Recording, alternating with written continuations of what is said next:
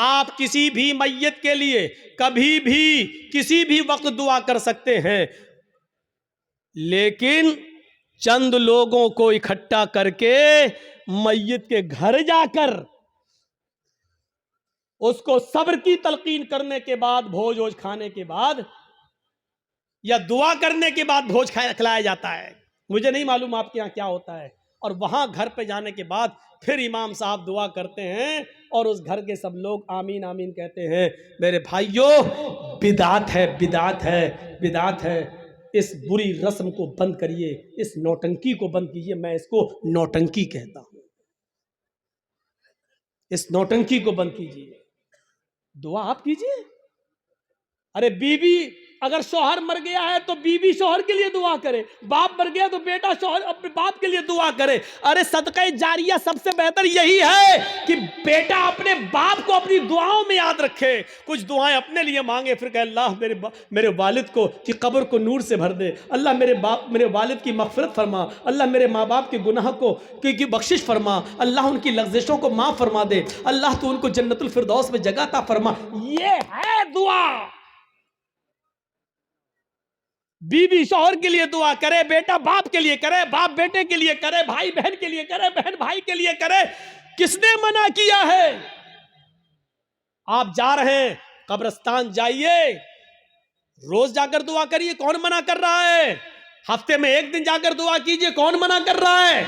महीने में एक दिन जाइए और अपने बाप के लिए हाथ उठाकर नहीं, हाथ छोड़कर कब्र पर खड़े होकर कब्र के पास दुआ मांगी, कौन रोकता है? नहीं।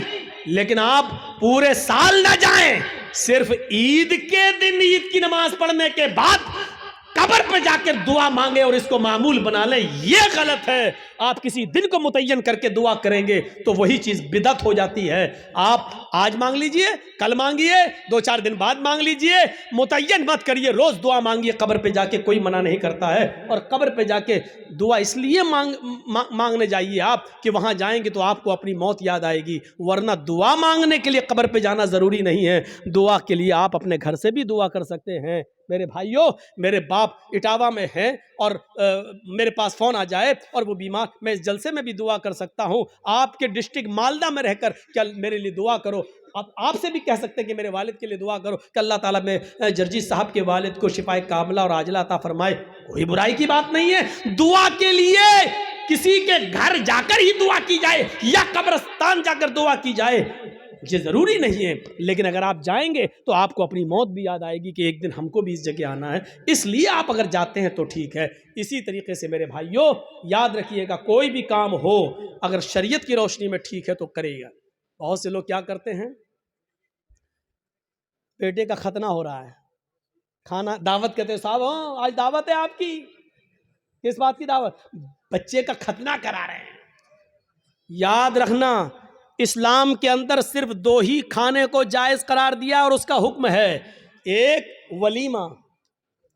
शादी के बाद बीवी जब घर पे आए तो उस बीवी के साथ एक रात गुजारने के बाद दूसरे दिन वलीमा करना। बहुत से लोग ये कहते हैं कि बीवी के साथ जब तक मुजामियत या हमबिस्तरी न कर ली जाए वलीमा नहीं। नहीं, बीवी आ गई, रात आप उसके साथ बैठ गए, 2-4 गुफ्तगू हो गई, बातें हो गई, बस हो गया। उसके बाद सुबह होकर आप वलीमा कर सकते हैं, जायज़ है आपके लिए। अगर सोहबत और हमबिस्तरी हो जाए तो और अच्छी बात है, ठीक है, उसके बाद दुआ करिए और वलीमा करिए, ठीक। एक तो वलीमा सुन्नत है। दूसरी बात सुन लीजिए, लड़की वाले के यहाँ खाने का कोई सबूत नहीं है। जिसको चोर और डाकू बन के जाना हो वो जाए। लड़की वाले को न खिलाने का हुक्म है, ना लड़की वाले के यहां जबरदस्ती बैठकर खाने का हुक्म है, ना शरीयत ने लड़की वाले को खिलाने का मुकल्लफ बनाया है, वलीमे को सुन्नत कहा है। एक सहाबी अल्लाह के नबी के पास आए, आपने देखा उनके कपड़ों पर कुछ पीलापन है, जाफरान लगी हुई है, खुशबू आ रही है। आपने कहा ये क्या? कहा अल्लाह के नबी शादी कर ले। अच्छा, सैयबा से या बाकिरा से, कुंवारी या शादीशुदा थी, तलाकशुदा? कहा अल्लाह के नबी बाकिरा तो नहीं है, कुंवारी, लेकिन हाँ एक बेवा से शादी की जिसका शौहर इंतकाल हो चुका। ऐसा क्यों किया? कुंवारी से शादी करते। कहा अल्लाह के नबी मेरे माँ बाप का इंतकाल हो चुका है और वो इस दुनिया में नहीं है। मेरी छोटी छोटी बहनें हैं, मेरी छोटी छोटी बहनें हैं। मैंने सोचा कि एक ऐसी औरत से निकाह करूं जिसको बच्चे पालने की महारत हो, तजर्बा हो, ताकि वो मेरी बहनों की अच्छी तरबियत कर सके। इस मकसद से मैंने शादी की। आपने कहा अच्छा कोई बात नहीं, वलीमा किया? कहा नहीं। आपने कहा वलीमा करो, देखिए हुक्म है, औलिम वलो बिशातिन, वलीमा करो। अगर ज़्यादा ताकत नहीं तो एक बकरी ही का करो, लेकिन करो। वलीमा करने से लोगों को पता चल जाएगा कि इसकी शादी हुई है, ये लोग नाजायज़ तरीके से नहीं रह रहे हैं, जायज़ तरीके से रह रहे हैं। वलीमे का हुक्म है, वलीमा करना चाहिए। एक ये खाना, उसका हुक्म मौजूद है। और दूसरा अकीका। अकीके की दो शक्लें होती हैं। दो शक्लें ये हैं कि 7वें दिन जब आप बच्चे का अकीका करें तो मोहल्ले के लोगों को आप बुलाकर अपने घर खिला भी सकते हैं, लेकिन मोहल्ले वालों को बुलाने के साथ साथ गरीबों का ख्याल रखा जाए। ऐसा ना हो कि सिर्फ अमीर आए और गरीबों को नज़रअंदाज कर दिया जाए, क्योंकि गरीबों का हक ज़्यादा है इसमें। गरीब और मिस्किन ढूंढे जाएं, कौन है ज़रूरतमंद, उनकी दावत दी जाए। एक तो ये तरीका है। और दूसरा तरीका अकीके का ये है कि अगर आप सबको बुलाकर अपने घर नहीं खिलाना चाहते हैं तो अगर लड़की है तो एक बकरी, लड़का है तो 2 जानवर ज़िबा करके उसका गोश्त गरीबों, मिस्किनों में और मोहल्ले के लोगों में तकसीम कर दिया जाए, तब भी आपका अकीका हो जाएगा। अपने घर खिला भी सकते हैं। ये एक अकीका। अकीके के अलावा, वलीमे के अलावा और कोई खाने का हुक्म और सबूत नहीं है हदीस के अंदर। यहां तक कि कोई हाजी हज करके आता है और वो खुशी में अपने गांव वालों को खिलाता है, इसका मतलब यह है कि वो अपने हज की रिया और नमूद कर रहा है, दिखावा कर रहा है, लोगों को ये बता रहा है कि देखो मैं हज करके आया हूं, इस खुशी में मैं लोगों को खाना खिला रहा हूं। हाजी को हज का खाना भी नहीं खिलाना चाहिए। अगर ऐसी इबादतों पर खाना खिलाना जायज़ होता तो फिर नमाजी को नमाज पढ़ के आने के बाद भी खिलाना जायज़ होता। फिर ईद की नमाज पढ़कर भी किसी को दावत दे तो उसकी दावत भी जायज़ होती। मेरे भाइयों, क्योंकि यह इबादत है और फिर इबादत पर फिर एक आम रस्म बन जाएगी। फिर ज़कात देने वाला ज़कात देने की खुशी में खिलाएगा, लो आज हमने इतनी ज़कात दी। फिर रमज़ान का रोज़ा रखने के बाद 30 रोज़े पूरे होने के बाद फिर लोग की दावत दे, ओ मैंने 30 रोज़े रख लिए। लो, हज भी एक इबादत है। जब इन इबादतों पर आप किसी को खाना नहीं खिलाते हैं तो हज पर भी आप किसी को खाना नहीं खिला सकते। जब हज जैसी इबादत पर खाना नहीं खिला सकते तो फिर खतने का खाना कैसे जायज़ हो सकता है? मेरे प्यारे साथियों, खतने का खाना जायज़ नहीं है, ना खतने की दावत जायज़ है। हाँ, अगर अकीके वाले दिन ही आप बच्चे का खतना कर रहे हैं तो लोगों को अकीके की दावत दीजिए, खतने की दावत मत दीजिए। और ये कहिए कि हमारे यहाँ अकीका हो रहा है, अकीके का खाना खाइए, और मैं खतने का नहीं। खतने की अगर कोई दावत देता है तो आप उस दावत को रिजेक्ट करिए और उस खतने की दावत में आप बच जाइए, क्योंकि खतने की दावत में शिरकत करना जायज़ नहीं है। मेरे प्यारे साथियों, हम इकरार करते हैं अल्लाह के अलावा हमारा कोई माबूद नहीं और मोहम्मद अल्लाह के रसूल हैं।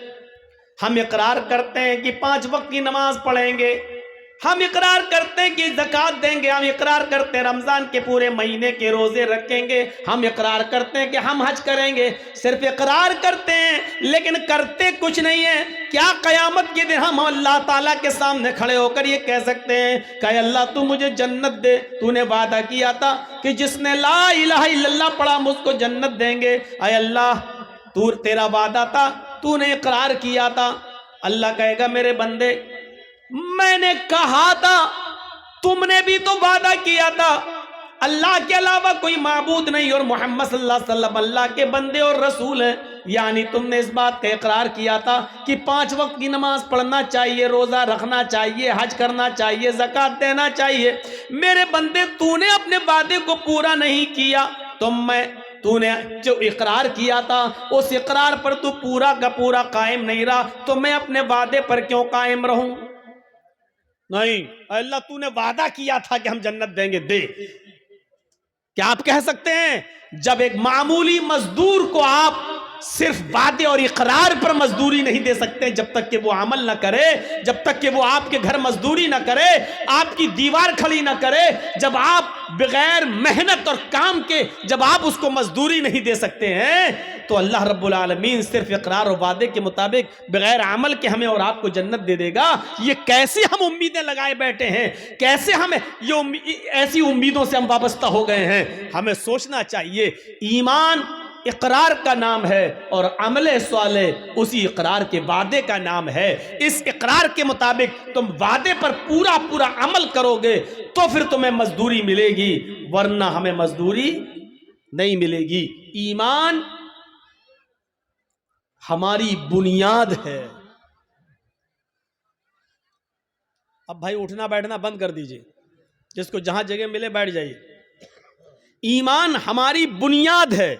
और एक बात सुन लीजिए, बुनियाद जितनी मजबूत होती है इमारत उतनी ही मजबूत होती है। बुनियाद जितनी गहरी होती है इमारत भी उतनी मजबूत उस पर बनती है। हमारी बुनियाद मजबूत होनी चाहिए। और हमारी बुनियाद क्या है? ईमान। और अगर कोई शख्स अपनी बुनियाद को छोड़ देगा, बहुत जबरदस्त मिसाल देने जा रहा हूं, जो शख्स अपनी बुनियाद को छोड़ देगा, बुनियाद से रिश्ता खत्म कर लेगा, वो शख्स कभी तरक्की नहीं कर सकता है, कभी बुलंदी पर नहीं पहुंच सकता है। कभी आपने आम के पेड़ के अंदर आम को लटकता हुआ देखा है? आपकी बस्ती में आम के गाछ बहुत होंगे, आम के पेड़ बहुत होंगे।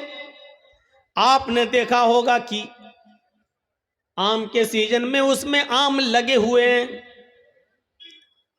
कभी आपने यह भी देखा होगा कि अगर हवा चली और हवा थोड़ी सी सख्त चल गई, तेज चल गई, आम के गुच्छे आपस में टकराते हैं। एक आम तेज हवा की वजह से टूटता है और वो आम जब टूट कर गिरता है तो वो जमीन के ऊपर आ जाता है।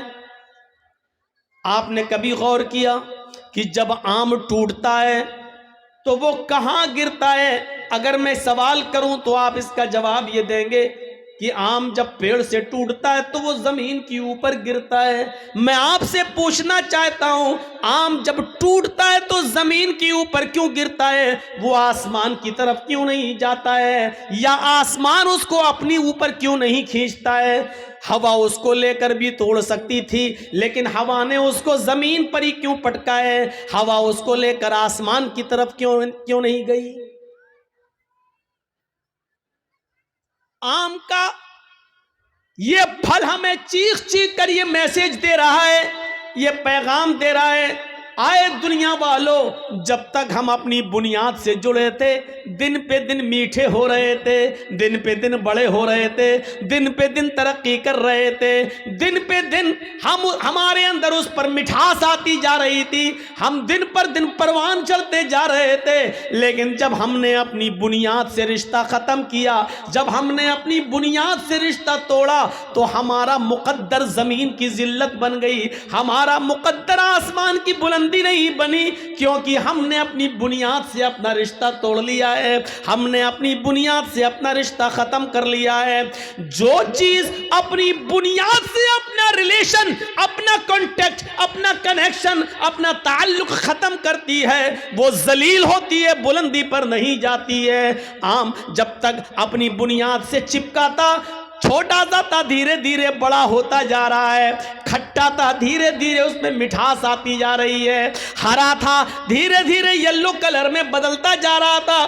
क्यों? क्योंकि वो अपनी बुनियाद से जुड़ा हुआ था। लेकिन जब उसने अपनी बुनियाद से अपना कनेक्शन ख़त्म किया, अपना रिश्ता तोड़ा, तो फिर वो ज़मीन के ऊपर आया, फिर वो ज़मीन के ऊपर गिरा और ज़मीन पर घूमने वाले छोटे छोटे बच्चे उस पर झपट पड़े और उसको चीर दिया, आम को फाड़ दिया, आम को, और उसको खा गए, लुकमा बना लिया।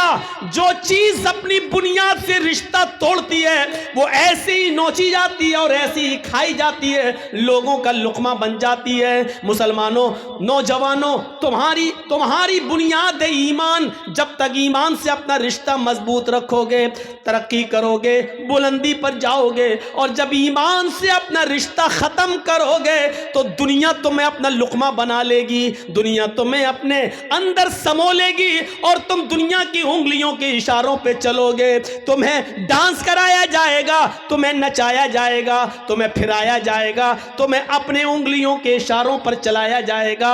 इसलिए तुम्हें चलना पड़ेगा, क्योंकि तुमने अपनी बुनियाद से अपना रिश्ता खत्म कर लिया है, तुमने अपनी बुनियाद से अपना रिश्ता तोड़ लिया है। अगर चाहते हो तरक्की करें, अगर चाहते हो कि बुलंदी पर जाएं, अगर चाहते हो कि हुकूमत मिले, सरदारी मिले, तो तुम्हें ईमान के साथ अपना रिश्ता मजबूत करना होगा, अपनी बुनियाद के साथ अपना ताल्लुक जोड़ना होगा। मैं इस चीज को बहादुरी नहीं मानता हूं। चंद लड़कों के बीच में एक लड़की जाती है और चेहरा खोली हुई है, लेकिन बस ऊपर से पर्दा डाले हुए है, और लोगों के बीच में जाकर अल्लाहु अकबर का नारा लगा देती है। थोड़ी देर के लिए शाबाशी मिल जाएगी, थोड़े देर के लिए जज्बाती मुसलमान जज्बात में बह जाएंगे, और उस लड़की की आवाज में आवाज मिलाकर फिर कलकत्ता में भी एहतिजाज होगा, कर्नाटक में भी एहतिजाज होगा, बंबई में भी एहतिजाज होगा। लेकिन हम इस एहतिजाज को सही नहीं मानते हैं। सही तो हम तब मानते जब एक लड़की हिजाब में गई और उसके हिजाब को उतरवाने की कोशिश की जा रही है, उसके हिजाब को उतरवाया जा रहा है। उसके इस हिजाब के उतरवाने की कैफियत को देखकर हम जितने भी मुसलमान हैं और जितने भी मुसलमान बहनें और माएं और बेटियां हैं, इनको इतना गुस्सा आ जाना चाहिए कि अब हमारे जिस्म से इन कमबख्तों ने हिजाब उतरवाने का प्लान बनाया है। आज से हम हिजाब जिद में पहनकर जाएंगे, हम अपने घरों से हिजाब की हिफाजत करेंगे। देखें कौन है जो हमसे हमारा हिजाब नोच सके और उठा सके। अगर उस लड़की के हिम्मत और बहादुरी और हौसले को सलाम कहना था, तो इन तमाम औरतों को उस दिन के बाद से हिजाब पहनना शुरू कर देना चाहिए था। अगर ये सारी हिंदुस्तान की औरतें हिजाब पहनना शुरू कर दें, बुर्का ओढ़ना शुरू कर दें, चेहरा छिपाना शुरू कर दें, देख लीजिए डिबेट कितनी जल्दी बंद हो जाएगी, और फिर कोई आदमी हिजाब पर फिर पाबंदी नहीं लगाएगा, क्योंकि वो जान जाएगा कि अब मुसलमान एक जख्मी शेर की तरह है। इसकी एक औरत से अगर हिजाब उतरवाया तो ये सारी की सारी औरतें हिजाब पहनने वाली बन जाती हैं। तो इसलिए इसको छेड़ो ही मत। ये होना ये चाहिए था, लेकिन हुआ ये कि हम एहतिजाज कर रहे हैं, और चुनाव के बाद 10 मार्च के बाद ये एहतिजाज बंद हो जाएगा। क्यों? क्योंकि इसको चुनाव के लिए लाया जाता है, और ये बार बार उठेगा, और जब भी चुनाव आएगा इस तरीके के मुद्दे उठेंगे, क्योंकि इससे हिंदू और मुसलमान दोनों का ध्रुवीकरण किया जाता है। हम इस साजिश को नहीं समझ पाते हैं। हमारे अंदर ईमान कितना है ये हमें अंदाजा लगाना चाहिए। आपने एक पतंग को देखा होगा, पतंग उड़ती है, क्यों उड़ती है? हमने उस पतंग को उड़ाया, आगे बढ़ी, हमने ढील दी, वो और आगे बढ़ी, हमने और ढील दी, हल्का सा इशारा किया, फिर ढील दी, वो और आगे बढ़ी। हवा उसको बुलंदी पर ले जा रही है। वो पतंग बुलंदी पर क्यों पहुंची? कौन लेके गया? हवा। लेकिन थोड़ी देर के बाद आप देखते हैं दूसरी पतंग आती है और इस पतंग की डोर को काट देती है, इसके धागे को, मांझे को काट देती है।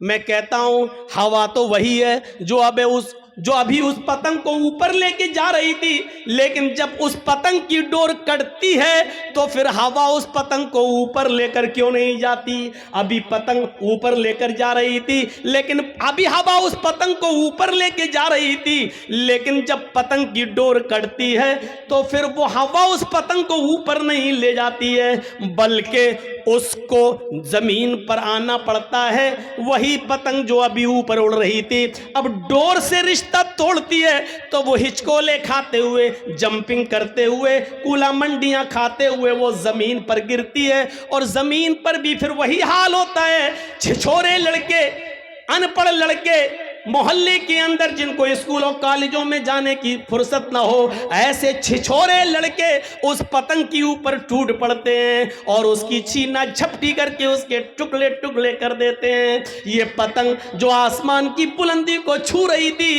इसलिए क्योंकि वो अपनी बुनियाद से जुड़ी हुई थी, अपनी डोर से रिश्ता मजबूत की हुई थी, बुलंदी पर जा रही थी।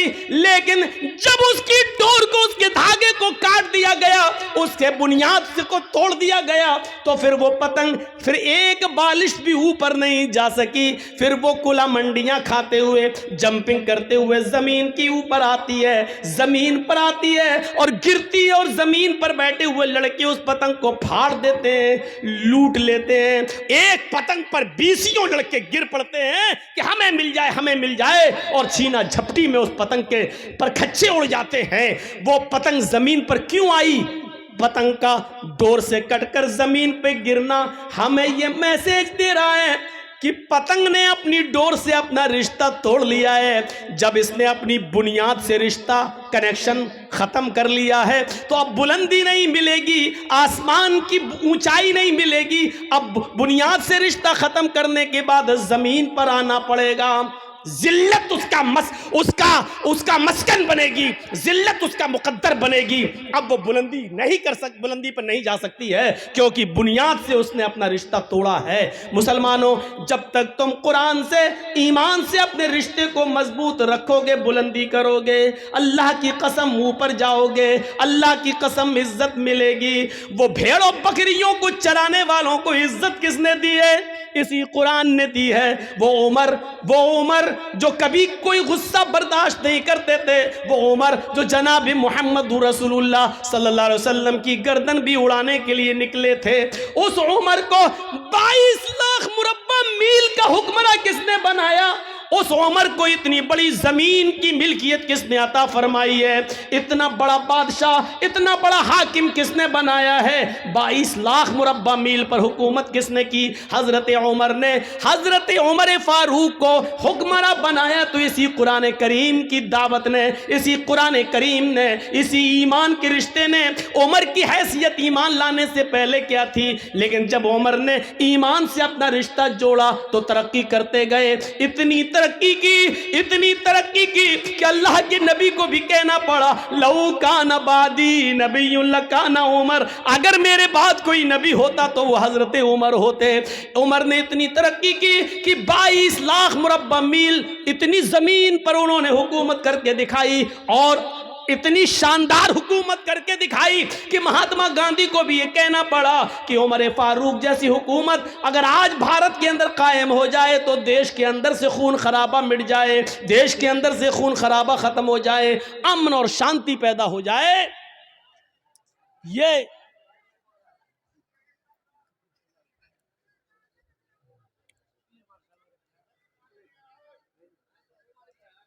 ये हमारे ईमान का हाल है। छोड़ दी, कोई बात नहीं, छोड़ दी। कोई लेडीज ही उनको कह दे जो लाइट मार रही है लाल वाली, कोई बच्ची होगी, छोटी होगी, हरकत कर रही होगी, छोड़ दे, बैठी। আপনারা বসুন, একদম কেউ দাঁড়াবেন না। तो मेरी बात आपने अच्छी तरीके से समझ ली है। ईमान से जितना रिश्ता हमारा मजबूत होगा उतना हम आगे बढ़ेंगे, तरक्की करेंगे। इन मिसालों से अब हम समझ गए हैं कि हम जलील क्यों हैं, हम रुस्वा क्यों हैं, बदनाम क्यों हैं। इसका जवाब देने की जरूरत नहीं, क्योंकि आपके पास इसका जवाब है, आप जानते हैं इसका जवाब, और जवाब देने में कोई हर्ज नहीं।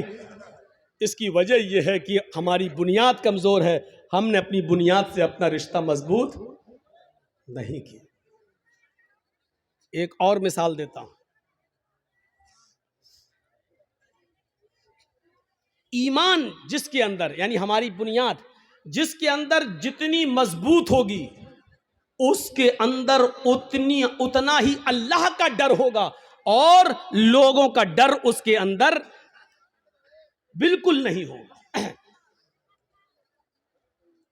जो जितना ज्यादा जिसके अंदर ईमान होगा वो उतना ही ज्यादा अल्लाह से डरेगा और लोगों से उतना ही ज्यादा बेखौफ होगा। कभी आपने देखा है, एक मिसाल पर गौर कीजिए, अभी थाने से एक पुलिस वाला आपके बस्ती में आ जाए,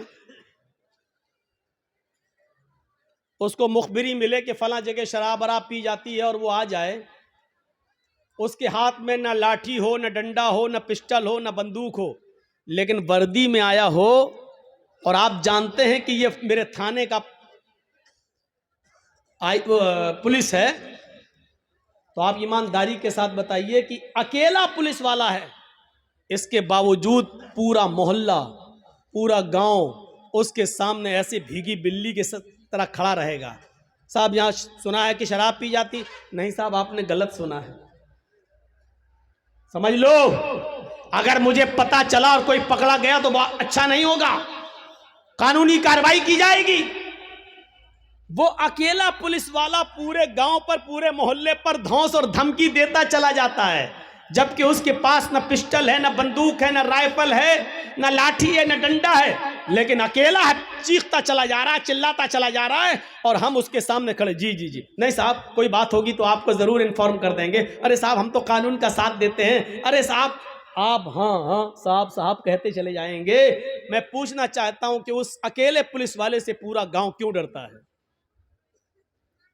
या यूं कह लो कि पूरे गांव उस एक पुलिस वाले के सामने भीगी बिल्ली क्यों बना रहता है? मैं इसको यूं भी कह सकता हूं कि वो एक पुलिस वाला पूरे गांव वालों के सामने अपने आप को सबसे ताकतवर क्यों समझता है? क्या पूरे गांव के लोग उसके ऊपर टूट पड़ेंगे तो क्या वो सबका मुकाबला कर लेगा? नहीं कर पाएगा। लेकिन इसके बावजूद वो सबसे ज्यादा ताकतवर समझता अपने आप को। क्यों? क्योंकि वो जानता है कि मैं अकेले नहीं आया हूं, मैं सरकारी ड्यूटी पर हूं और मेरे साथ सरकार की मदद है। और गांव वाले भी ये समझते हैं ये अकेला है जरूर, लेकिन ये अकेला नहीं है, आया है अकेला, लेकिन अगर एक थप्पड़ भी इसको मार दिया तो पूरा गांव मेरा छावनी में तब्दील हो जाएगा। क्योंकि अगर उसने एक फोन कर दिया तो मेरे पूरे गांव पर छापा मार दिया जाएगा, छावनी में तब्दील। ये अकेला आया है, लेकिन अकेला है नहीं, सरकार की ताकत है इसके पास। सरकार की ताकत है मौलवी जर्जीस के पास, पूरे गांव के लिए अकेला काफी है, पूरा गांव डरता है। इसी तरीके से एक मोमिन, हम आपको नहीं कह रहे हैं, हमें नहीं मालूम कि आप में कौन मोमिन है कौन नहीं है, हम मोमिन कह रहे हैं। ईमान की इतनी देर तक जो हमने बहस की है और बताया है, उस रोशनी में मोमिन, जो मोमिन होगा वो उसी तरीके से किसी से डरेगा नहीं। उसके साथ आप चाहे कुछ कर डालिए, वो डरेगा नहीं, क्योंकि वो जानता है कि मैं अकेले नहीं हूं, ईमान की ताकत है मेरे साथ, अल्लाह है मेरे साथ, जिसके अंदर जितनी ईमान, जितना होगा ईमान, वो उतना ही निडर होगा, लोगों से नहीं डरेगा, सिर्फ अल्लाह से डरेगा। क्योंकि एक पुलिस वाला अकेले जब नहीं डरता, ऐसे ही एक अकेला सच्चा मोमिन भी किसी से नहीं डरता, क्योंकि वो जानता है कि मेरे पास ईमान की ताकत है। और उसकी मिसाल दूं आपको, जंगे बद्र हो रही है, बद्र का मैदान गर्म है, सहाबा की तादाद है सिर्फ 313, और इसके मध्य मुकाबिल जो लश्कर है वो है 1000 से ज्यादा। आपको यह भी बता दूं कि उन 1000 लश्कर के पास, काफिरों के पास तीर भी हैं, तलवारें भी हैं, ढाल भी है, नेजा भी है, घोड़े भी हैं। वो सब नौजवान हैं, हट्टे खट्टे तंदुरुस्त हैं, और सारी चीजें, आलाते हर्ब, जंग का हर सामान है उनके पास। और उनके मुकाबले में कितने हैं? 313। और ये 313 कौन है? जवान, बूढ़े और कुछ बच्चे जब मिलाए गए और इनकी गिनती तब जाकर होती है 313। और इन 313 लोगों के पास, इन 313 सहाबा के पास सिर्फ 2 घोड़े हैं। आलाते हर्ब का हाल यह है कि किसी के पास तीर है लेकिन छोड़ने के लिए कमान नहीं है, किसी के पास कमान है लेकिन छोड़ने के लिए तीर नहीं है, किसी के पास तलवार है लेकिन काफिरों के हमले से बचने के लिए ढाल नहीं है। वो तलवार चलाए लेकिन काफिर जब उस पर हमला करे तो अपना बचाव किससे करे, उसके पास ढाल नहीं है। अगर किसी के पास ढाल है तो चलाने के लिए तलवार नहीं है। फिर भी जंग है, लड़ रहे हैं। जरा आपने गौर किया है, ये कोई मुकाबला था कि एक तरफ 1000 से ज्यादा और एक तरफ 313, एक सहाबी के ऊपर 3 से ज्यादा लोग, और इसके पास एक चीज है तो दूसरी नहीं, और उनके पास सब कुछ है। कौन सी चीज है जो इन 313 सहाबा को उनके सामने लाकर खड़ा कर रही है और उनसे लड़ने पर मजबूर कर रही है? ये कौन सी चीज है? बताने की जरूरत नहीं, ये वही ईमान है, ये उसी ईमान की ताकत है। और ऐसी कंडीशन में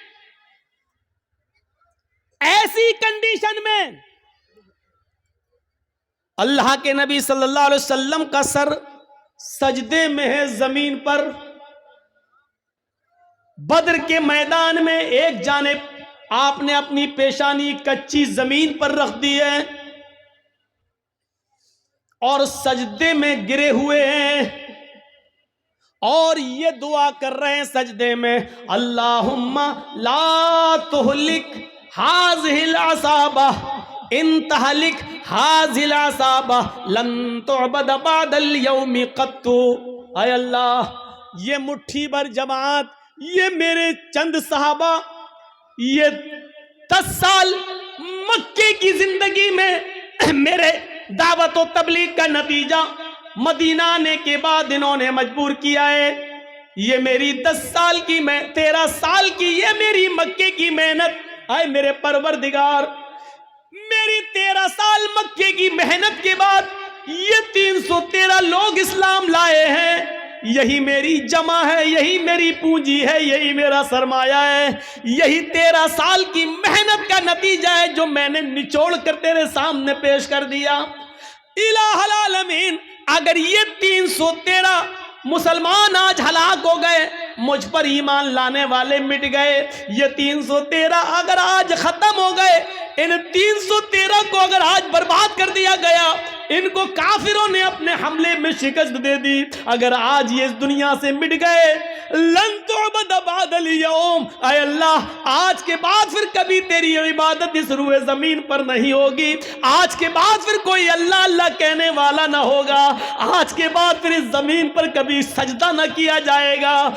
अल्लाहु अकबर की निदा आज के बाद नहीं आएगी। आय अल्लाह, अगर तू चाहता है कि कयामत की सुबह तक तेरा नाम तेरा दीन बाकी रहे तो इन 313 मुसलमानों की हिफाजत फरमा। ये मेरी 13 साल की मेहनत का नतीजा है। आय अल्लाह, तू इनकी हिफाजत फरमा। ये नबी की उस वक्त की दुआ भी थी जो सजदे में आपने पढ़ी थी। सजदे में अकेले और तन्हा सजदे में हम भी दुआ करते हैं, कुछ नहीं होता। या रब्बी या रब्बी या रब्बी, अल्लाह मुझे ये दे, मुझे ये दे, मुझे ये दे।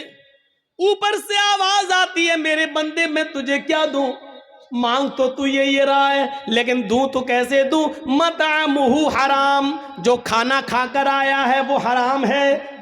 वह मशरबु हराम, जो पीकर आया है वो भी हराम का है। वह मलबसहु हराम, जो कपड़ा पहन के आया है वो भी हराम की कमाई का है। वग़ुज़िया बिल हराम, तेरे जिस्म में जो खून दौड़ रहा है वो हराम कमाई खा खा कर उसी का बना हुआ खून तेरे जिस्म में दौड़ रहा है। फ़अन्ना युस्तजाबु लिज़ालिक, ओ मेरे बंदे मैं तेरी दुआ सुनूं तो कहाँ से सुनूं? तू पूरा का पूरा नापाक है, खाना तेरा नापाक, कपड़ा नापाक, पानी नापाक, बदन में जो खून दौड़ रहा है वो नजिस और नापाक। आए मेरे बंदे मैं तेरी दुआ सुनूं तो कहाँ से सुनूं? अल्लाह सुनता नहीं है, ऐसे सुन लेगा अल्लाह? 13 साल की मेहनत के बाद का अल्लाह ये 313 बर्बाद हो गए। तो कभी इस रुए जमीन पर तेरी इबादत नहीं होगी, अल्लाह अल्लाह कोई नहीं कहेगा। ईमान का जज्बा देखिए, क्या था ईमान। 1000 से लड़ रहे। इमाम अहमद इब्न हंबल के पास एक औरत आती है, गौर करके देखिए इस औरत के सवाल के बाद हमारी हैसियत क्या रह जाती है, जरा तसव्वुर कीजिए। एक औरत आती है, कहती है कि इमाम साहब एक मसला पूछने आई हूं। कहा क्या मसला पूछती हूं? कहा मैं चरखा चलाती हूं। चरखा जानते हैं ना, महात्मा गांधी वाला चरखा मालूम है ना? हम लोगों के यहाँ तो आज भी लगे हुए हैं कहीं कहीं। जो लोग हैंडलूम हाथ से कपड़ा बनाते हैं वहां चरखे भी हैं, हाथ से फिरता है, सूत काटते हैं। तो क्या कहती है इमाम अहमद इब्न हंबल से वो औरत कि इमाम साहब मैं चरखा चलाती हूं और दूसरे लोगों का सूत मजदूरी पर काटती हूं और उनसे मजदूरी लेती हूं। कभी कभी मैं रात में भी चरखा चलाती हूं। जब मेरे पास तेल होता है। इस औरत के सवाल के बाद हमारी हैसियत क्या रह जाती है? सुने हमारी मां बहनें, औरतें ऐसी भी गुजरी हैं। सिर्फ लाइट मारने वाली औरतें हर वक्त नहीं होती हैं। सुने इमाम साहब मैं कभी कभी रात में भी चरखा चलाती हूं। जब मेरे पास चिराग जलाने के लिए तेल होता है तो मैं चिराग जलाकर उसकी रोशनी में चरखा चलाती हूं, सूत काटती हूं। इमाम अहमद इब्न हंबल फरमाते हैं अल्लाह तुम्हारी रोजी में बरकत दे, रिस्क में बरकत दे। कहा इमाम साहब कभी कभी चिराग में तेल नहीं होता हमारे पास, लेकिन हमारे पड़ोस में खुला हुआ आंगन है, हमारे पड़ोसी का खुला हुआ आंगन है। कभी कभी उस आंगन में रोज चिराग जलता है, वो मेरे पड़ोसी का चिराग है, लेकिन वो अपने घर में अपने आंगन में चलाता है और उस आंगन में उस चिराग की रोशनी कभी कभी मेरे घर पे आती है। अगर मैं उस रोशनी में चिराग जला सूत फिरा लूं, उस पड़ोसी की रोशनी में अगर मैं सूत फिराऊं, चरखा चलाऊं, तो उस पड़ोस की रोशनी से जो सूत में फिराऊं और उसकी कीमत में मैं अपने मालिक से लूं तो यह कीमत मेरे लिए हलाल होगी या हराम होगी? क्या मैं उस रोशनी में जो चरखा चलाकर जो पैसा कमाऊं वो मेरे लिए जायज होगा या नाजायज होगा?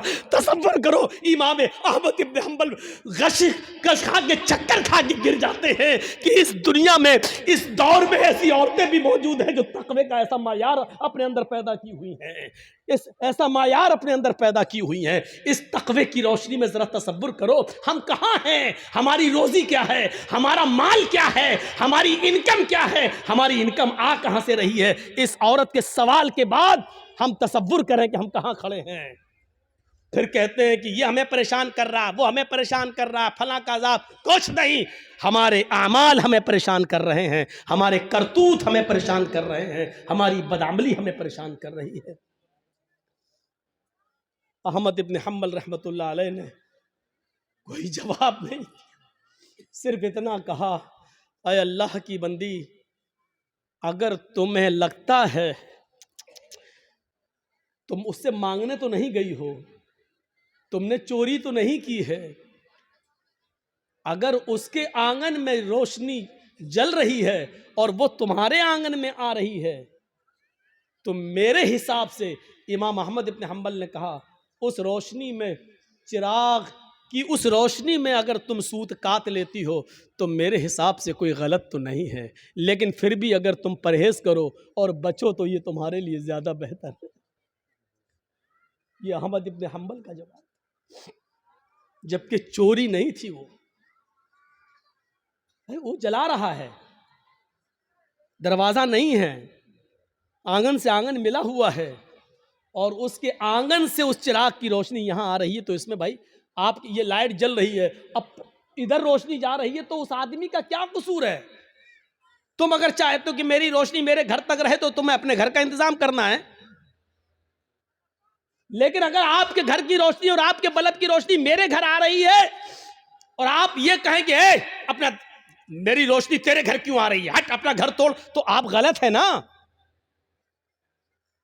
जरा तसव्वुर करो, अहमद इब्न हम्बल ने जब वो औरत जाने लगी, वो बूढ़ी औरत, तो अहमद इब्न हम्बल रहमहुल्लाह ने लोगों से पूछा कि ये जिस बाप की बेटी है, इसका बाप कोई मामूली शख्स नहीं होगा, ज़रूर किसी अच्छे और नेक बाप की तरबियत होगी जिसने ऐसी नेक बेटी पैदा की है। ज़रा तसव्वुर करिए, नबी अकरम की दुआ इसलिए कबूल हुई क्योंकि आप सरापा रिज़्क़ हलाल इस्तेमाल करते थे। सहाबा की इसलिए मदद हुई उस जंगे बदर में क्योंकि किसी सहाबी ने माले हराम को अपना लुक़मा नहीं बनाया। मेरे भाइयों, 1000 का लश्कर फिर मगलूब होता है और 313 सहाबा को फतह होती है। ये 313 सहाबा जो लड़े, ये कौन सी चीज थी? ये वही ताकत थी, वही स्पिरिट थी। कौन सी? ईमान। अगर ईमान ना होता तो लड़ते? कुछ ना कुछ देर के लिए भी मानना पड़ेगा कि इस लड़की ने जो जज्बात में आके नारा लगाया था कर्नाटक में, इसके अंदर भी कुछ ईमानी हरारत थी, तभी तो ये अल्लाह अकबर का लफ्ज निकला है। इसका इनकार नहीं किया जा सकता। और बाद में पता चला कि उस बच्ची का बाप आलिम है, वो एक मौलाना की बच्ची है, तो जाहिर बात है कि तरबियत तो अच्छी रही होगी। वरना आजकल सियासी लीडरों की लड़कियां कहां नारा लगाएंगी अल्लाह अकबर? वो तो वक्त के धारे में बहते हैं, वो तो हिंदू लोगों का वोट लेने के लिए मंदिर में टीका भी लगवा लेंगे। वो तो मूर्ति के सामने भी खड़े हो जाएंगे क्योंकि हमें इनका वोट चाहिए। तो तरबियत का भी फर्क होता है। हम अपनी औलाद को कौन सी तरबियत दे रहे हैं, कैसी तरबियत होनी चाहिए, इस पर हमें गौर करना चाहिए। जंगे खंदक के बारे में कभी सोचा आपने? जंगे खंदक में कितने मुसलमान थे? आपसे अगर सवाल करें तो शायद बहुत कम लोगों को मालूम हो। सिर्फ 3000 सहाबा, 3000, और इन 3000 सहाबा का मुकाबला कितने काफिरों से था, कितने यहूदियों से था? 10,000 का लश्कर। कोई तकाबुल है? कोई मुकाबला है? एक तरफ 3000, एक तरफ 10,000। वो हथियारों से लैस, ये बेचारे फुल हथियार नहीं। इन 3000 सहाबा को जंगे खंदक पर काफिरों से लड़ने के लिए अपनी रजामंदी का इजहार जो इन्होंने किया, ये 3000 सहाबा के दिल में जो 10,000 का खौफ नहीं था, वो खौफ निकालने वाली ताकत क्या थी? अगर आपसे सवाल करें तो मेरी इतनी तकरीर के बाद जो 1 घंटे से ज्यादा बोलते हुए मुझे हो गया, आप इस नतीजे पर पहुंच गए होंगे कि 3000 सहाबा जो 10,000 के मुकाबले में खड़े हुए हैं और लड़ रहे हैं, ये सिर्फ ईमान की ताकत थी। वो 10,000 से नहीं डर रहे हैं, वो सिर्फ ईमान की ताकत है। उनके दिलों में अगर डर है तो सिर्फ एक अल्लाह का डर है, वो किसी का खौफ उनके दिलों में मौजूद नहीं है। और जीते, उनको फतह हुई, उनको कामयाबी मिली। हम ये सारी चीजें भूल जाते हैं, हमें इस बात का एहसास नहीं होता है। तो भैया जल्दी निकल जाओ, बताओ ये कहां जा रहा होगा? इसकी तो शादी भी नहीं हुई है, कहां भाग रहा है?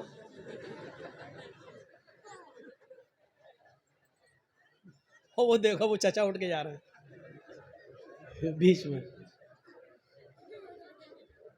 बीच में जब कोई उठता है तो मुझे पता नहीं क्यों इतना डर लगता है। एक बार हैदराबाद में प्रोग्राम कर रहा था ना, तो बीच में एक आदमी उठ गया, तो मुझे पता नहीं उठा, पेशाब पेशाब करता है, सीधे आया मेरा माइक पकड़ के कहता है, और माइक वाइक फेंक दिया उठा के। और फिर उसके बाद अंडे चले, टमाटर चले, जूते चले, चप्पल चली। तो उस दिन से एक दहशत तो होती है ना, फिर बीच में उठ रहा कि फिर कोई खड़ा ना हो जाए। तो वो उस दिन से ये है बस भाई, जिसको उठना हुआ करे वो पीछे बैठा करे, जब चाहे तब निकल जाए। जो आदमी आगे बैठते हैं उनको मालूम है ना उनको कितनी बार पेशाब आता है, ज्यादा आता तो पीछे बैठो। और मेरी तकरीर हो रही है, पता नहीं पेशाब क्यों नहीं रोक पाते हैं आप लोग। लोग तो दिल की धड़कनें रोक लेते हैं। एक बार डॉक्टर के पास गया, डॉक्टर मेरा, हमने कहा डॉक्टर साहब जरा वो देख लीजिए मेरा पल्स। बोला नहीं नहीं नहीं तुम्हारा तो हाई होगा। हमने कहा अरे देख लीजिए डॉक्टर साहब, उसके बाद दवा। लेकिन आप, मैं मान नहीं सकता, हमें वो थर्मामीटर लगाने की जरूरत ही नहीं है, आपका पल्स देखना ही नहीं है, आपका वो क्या बोलते हैं उसको, बीपी, वो आपका हाई होगा, वो कुछ बड़ा ही होगा, नीचे नहीं हो सकता है। मैंने कहा डॉक्टर साहब सुन पड़ रहे हैं, हाथ पैर जरा कपकपी सी हो रही है।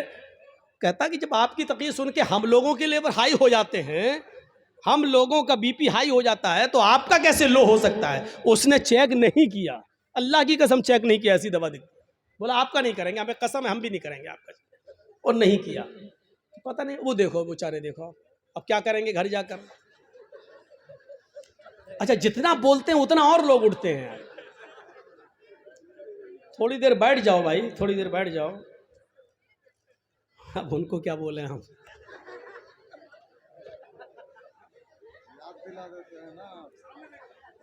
वो चचा जा रहे हैं बेचारे, अब तो चची के लायक भी नहीं, फिर भी जा रहे हैं। क्या करेंगे जाके। अच्छा चलिए, अब आप लोग जाग गए हैं, थोड़ी बहुत नींद आ रही होगी, उसका गलबा खत्म हो गया है। सुनिए, तो अब आप अंदाजा लगाइए, वो खंदक 10,000 का मुकाबला 3,000 और जीते। क्या चीज थी? वही अल्लाह का खौफ, वही अल्लाह का डर। जैसे एक पुलिस वाले में ये ताकत होती कि वो अकेला नहीं, सरकार की ताकत है उसके पास, ऐसी जो पक्का सच्चा मोमिन है वो डरता नहीं है। अल्लाह की ताकत है उसके पास, ईमान है उसके पास, ईमान की ताकत है उसके पास, उसको खौफ नहीं होता है, वो लड़ता है, आमादा हो जाता है। ये वाकया सुना सुनाया है, लेकिन फिर भी आपको सुना देता हूं। सुमैया रजी अल्लाह ताला अन्हा का क्या मैटर था। अबू जहल के सामने खड़ी है, तबकात के अल्फाज है, इब्ने साद ने नकल किया है कि उसने सुमैया के कपड़े तक फाड़ दिए, फिर भी कहती है नहीं अल्लाह एक है। अबू जहल ने नेजा लिया, नेजा, तबकात के अल्फाज, वो नेजा उसकी शर्मगाह में दाखिल कर दिया। सुनना बहुत आसान है, लेकिन एक हल्की सी खरोंच हम बर्दाश्त नहीं कर सकते हैं, उसकी तो शर्मगाह में नेजा, इधर से डाला उस तरफ निकाल दिया, और हाथ पीछे से बंधे हो, वो नेजा पकड़ के निकाल भी नहीं सकती हो। और ऐसी कंडीशन में भी देखिए ईमान की ताकत क्या, वो ये नहीं कह रही अल्लाह मेरी हिफाजत फरमा, अल्लाह मुझे बचा ले इस दुश्मन से, ये नहीं कह रही है। उसकी जबान से जो जुमले निकलते हैं वो जुमले ये, या रब्बी सब्बित क़दमी अला दीनिक, ऐ अल्लाह इसकी दी हुई सजाओं पर मेरे कदमों को साबित रखना, मेरे ईमान पर, कहीं इसकी सजाएं मुझसे मेरा ईमान न छीन ले। जान जा रही जाए, रूह निकलती निकल जाए, लेकिन ईमान, मेरी आखिरी हालत में ईमान ना निकल जाए। कहीं ऐसा ना हो कि इसकी दी हुई तकलीफें मैं झुक जाऊं और इसकी बात मान लूं और ईमान से हाथ धो बैठूं। ऐसा ना हो कहीं। सब्बित क़दमी अला दीनिक, ऐ अल्लाह अपने दीन पर, अपने इस ईमान पर मेरे दिल को साबित कदम रखना, मेरे कदम को साबित रखना, मैं बहकने ना पाऊं, ईमान मुझसे न छीन लिया जाए। ये दुआ उसके मुंह से निकलती है। हम लोग तो जलसा खत्म होने के बाद कहते हैं अल्लाह जब तक जिंदा रखना ईमान पर, इस्लाम पे रखना, और जब खात्मा हो तो ईमान पर हमारा खात्मा फरमाना। हो गई तकरीर खत्म, जाओ अब 1 साल के बाद जब जर्जी साहब आएंगे तब तक आप इस्लाम पे अमल करेंगे। कोई मर गया तो वो ईमान पर उसका खात्मा हुआ है। हमने सब कुछ दुआओं को ही समझ लिया है। सहाबा किराम सब कुछ करने के बाद दुआ करते थे। अल्लाह के रसूल पहले अल्लाह पर भरोसा किए, 313 लोगों को निकाल के लाए। 313 सहाबा ने अपनी जिंदगी अपनी हथेली पर रख ली, सर पे कफन बांध लिया कि अब घर लौट के नहीं जाना है। 1000 का लश्कर सामने, अब अल्लाह के नबी दुआ कर रहे हैं कि अल्लाह अगर ये 313 मिट गए तो कभी जिंदगी में तेरा नाम लेने वाला कोई नहीं होगा। अब ये तू सोच ले, ऐ मेरे परवरदिगार, इनको जिंदा रखना है या नहीं। अगर तुझे अपनी इबादत बाकी रखना है तो हमारी हिफाजत फरमा, अगर अपनी इबादत बाकी नहीं रखना है तो हम मरते हैं मर जाएं, कोई परवाह नहीं। मेरे भाइयों तसव्वुर करो, हमने क्या किया अपने आप को। बस हराम खाते जा रहे हैं कि अल्लाह हमें हराम खाने से बचा ले। सारी बुराइयां, हम शराब पीते जा रहे हैं, फिर कह अल्लाह हमें शराब की लत लग गई, अल्लाह हमें शराब से बचा ले। अल्लाह के बंदे पहले सब कुछ छोड़ फिर दुआ कर। अल्लाह के बंदे पहले हराम छोड़ और हलाल खा और उसके बाद दुआ कर के अल्लाह मुझे अब जो हलाल खाया है इसी पर कायम रखना। अल्लाह हराम का लुकमा मेरे हलक के नीचे ना उतरने पाए। अब दुआ करो, हराम खाते जाओ और दुआ करो अल्लाह हराम से बचा ले। शराब पीते रहो और दुआ करो अल्लाह शराब से बचा ले। बेपर्दगी के साथ हमारी माँ बहन बेटियां निकलती रहो, दुआ करे अल्लाह हमें पर्दा करने की तौफीक अता फरमा। जिंदगी में नहीं मिलेगी ऐसी तौफीक। इन्नल्लाह ला युगय्यिरु मा बिकौमिन हत्ता युगय्यिरु मा बिअनफुसिहिम। अल्लाह किसी कौम की हालत उस वक्त तक नहीं बदलता जब तक कि कोई कौम अपनी हालत को खुद बदलने की फिक्र नहीं करती है। पहले हमें चेंज होना पड़ेगा, पहले हमें बदलना पड़ेगा। पहले जमाने की औरतें अगर अपने बच्चों को बद्दुआ भी देती थी तो उसमें भी दुआ निकलती थी। बच्चा शरारत कर रहा है, कभी ये कभी वो उठाया फेंक दिया, कभी माँ परेशान, हाय हाय हाय माँ परेशान, और माँ ने गुस्से में अपने अंदाज में बद्दुआ दी। लेकिन आप इसको बद्दुआ नहीं कह सकते हो। जब देखा कि बच्चा बहुत शरारत कर रहा है तो बद्दुआ देते हुए कहा अल्लाह तुझे काबे का इमाम बना दे। गुस्से में बद्दुआ भी दी तो उसमें भी दुआ छलक रही थी। यानी उस जमाने की औरतों को गुस्से में भी ऐसी बद्दुआएं नहीं मालूम थी कि जो बच्चों की जिंदगी तबाह कर दे। हमारी माओ की जबान से क्या निकलता, कुत्ते मर जाओ, परेशान करके रख दिया। अब कुत्ता कहती जा रही है, अब ये नहीं सोच रही कि कुत्ते की अम्मा कौन हुई, लेकिन कह रही कुत्ते मर जाओ, और पता नहीं क्या क्या वो कह देती है। एक बच्चा शरारत कर रहा है और जब तंग आ गई मां तो गुस्से में रोते हुए कहती चल अल्लाह करे तुझे काबे का इमाम बना दे। और पता नहीं कौन सी घड़ी में ये दुआ निकली और अर्श वाले ने इसको कबूल फरमाई और वो बच्चा फिर काबे का इमाम बनकर निकला। और ऐसा इमाम बना कि आज सुदैस के नाम से याद किया जाता है। कारी सुदैस, ये काबे के जो इमाम आज भी मौजूद हैं, ये उसी माँ की दुआ का नतीजा है जो उसने गुस्से में दी थी और अल्लाह ने उस बच्चे को काबे का इमाम बनाया जो आज भी काबे का इमाम है। जरूर उस माँ ने अपनी हलक के नीचे कभी हराम लुकमा नहीं उतारा होगा। अगर हराम लुकमा खाया होता तो ये दुआ कबूल ना होती। जरूर उस माँ की रगों में हलाल खून दौड़ रहा था और हलाल खून दौड़ने की दुआ का नतीजा था कि वो बच्चा काबे का इमाम बना। अगर आप चाहती हो कि हमारे बच्चे इब्न तैमिया बने, हमारे बच्चे सनाउल्लाह मरसली बने, हमारे बच्चे इब्न क़य्यिम बने, इब्नुल जौज़ी बने, हमारे बच्चे अहमद इब्न हंबल बने, हमारे बच्चे इमाम मालिक की तरह बने, तो आए मेरी माँ बहनों, तुम्हें अपनी रगों में हलाल खून दौड़ाना पड़ेगा, हलाल रोजी खाना पड़ेगी, रिज़्क़ हलाल का एहतिमाम करना होगा। आधी रोटी सही लेकिन हलाल, भूखा सो जाना गवारा है लेकिन हराम लुकमा खाना गवारा ना हो। तब तुम्हारे कोख से पैदा होने वाले बच्चे इब्न तैमिया बनेंगे, इब्न क़य्यिम बनेंगे, सनाउल्लाह बनेंगे, इमाम मालिक बनेंगे, अहमद इब्न हंबल बनेंगे, तब बनेंगे। सब कुछ खाती रहो और कहो कि अल्लाह हमारे बच्चे को काबे का इमाम बना दे, नहीं हो सकता है। ये तल्ख जुमले तुम्हें सुनना पड़ेंगे।